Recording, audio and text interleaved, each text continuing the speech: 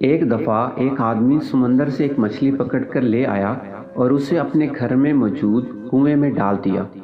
اس کنویں میں مینڈکوں کی ایک حکومت تھی۔ مینڈکوں نے جب ایک نئی چیز دیکھی تو پہلے تو وہ ڈرے، گھبرائے، دور دور گھومنے لگے۔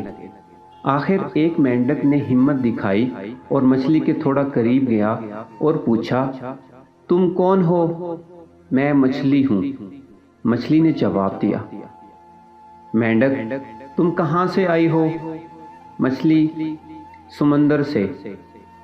مینڈک، وہ کیا ہوتا ہے؟ مچھلی، وہ بہت بڑا ہوتا ہے اور اس میں پانی ہوتا ہے۔ مینڈک نے کہا، کتنا بڑا؟ مچھلی، بہت بڑا۔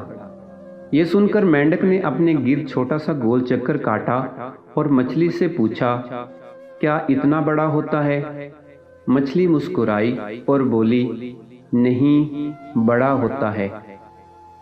مینڈک نے تھوڑا بڑا چکر لگایا اور کہا، اتنا بڑا؟ مچھلی ہنسی اور کہا، نہیں، بہت بڑا ہوتا ہے۔ مینڈک اب جوش میں آ گیا اور اس نے آدھے کنویں کا چکر لگا کر مچھلی کی طرف دیکھا، جیسے پوچھ رہا ہو کہ اب۔ مچھلی نے پھر نفی میں سر ہلایا۔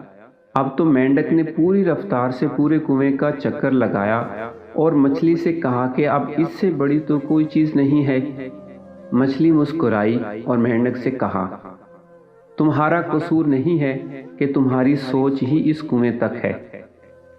اسی طرح ہمارے معاشرے میں کچھ لوگ بھی اسی مینڈک کی طرح ہوتے ہیں جن کی سوچ اس کنویں کے مینڈک کے برابر ہوتی ہے۔ ان کو لگتا ہے کہ وہی اپنے عقائد اور نظریات میں سچے اور کھرے ہیں۔